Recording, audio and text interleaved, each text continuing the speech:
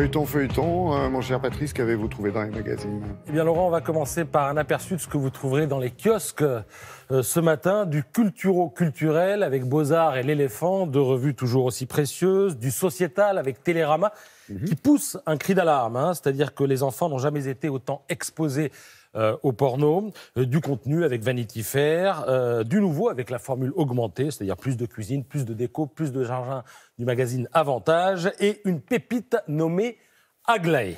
Alors il en est question dans l'Express et il en est question dans le magazine Ça m'intéresse. Regardez ce petit chien qui aboie. En fait, c'est une statue qui a été retrouvée près de Maubeuge, où elle avait été longtemps enfouie, avec 350 autres objets en bronze, dans l'angle nord de la basilique du Forum romain. Mais pourquoi à cet endroit-là?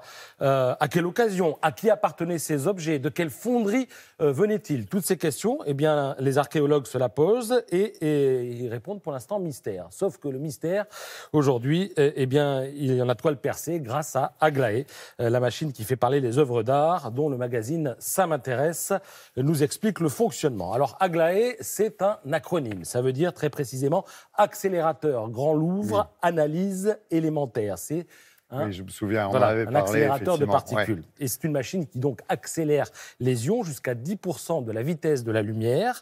Et les ions suivent un chemin tortueux dans un tuyau et viennent frapper l'œuvre d'art qui émet alors des rayons X et des rayons gamma. Et Aglaé va capter ces rayons pour les interpréter. Elle est ensuite capable de dire ce que sont les composants chimiques de l'œuvre d'art. Est-ce qu'il y a du sodium? Est-ce qu'il y a du potassium? Est-ce qu'il y a du lithium? Est-ce qu'il y a de l'uranium? Après, en fonction des connaissances, eh bien, on peut dire d'où provient l'œuvre d'art. Bref, reconstituer son histoire. Alors, Aglaé, c'est une machine, on va la voir, un peu compliquée, qui fait 27 mètres de long, qui est cachée quelque part dans les sous-sols du Louvre, et qui est d'ailleurs la seule institution culturelle du monde à disposer d'une telle machine. Et Aglaé a permis de révéler tout un tas de mystères. Alors, je vous donne par exemple deux exemples que donne le magazine. Les yeux rouges de la déesse babylonienne Istar, on croyait qu'ils étaient en verre, en fait, c'est des rubis.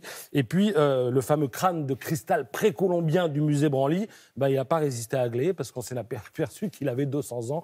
On croyait qu'il était précolombien. Alors, vous lirez dans l'Express, qui consacre aussi un long papier à Aglaé, que d'une manière générale, la technologie fait aussi naître de nouvelles disciplines, comme par exemple l'archéologie du geste. Alors, l'archéologie du geste, je vous donne un exemple pour finir. Si vous utilisez un scanner 3D et que vous balayez la surface d'une toile de Van Gogh, eh bien, vous saurez exactement quel était son geste. Vous saurez que c'est un geste plutôt frusque, plutôt ample. Voilà, on peut reconstituer grâce à ce genre de machine ce qu'était le geste du peintre. Voilà, c'est passionnant, c'est à lire aussi bien dans Ça m'intéresse que dans l'Express cette semaine, ce week-end.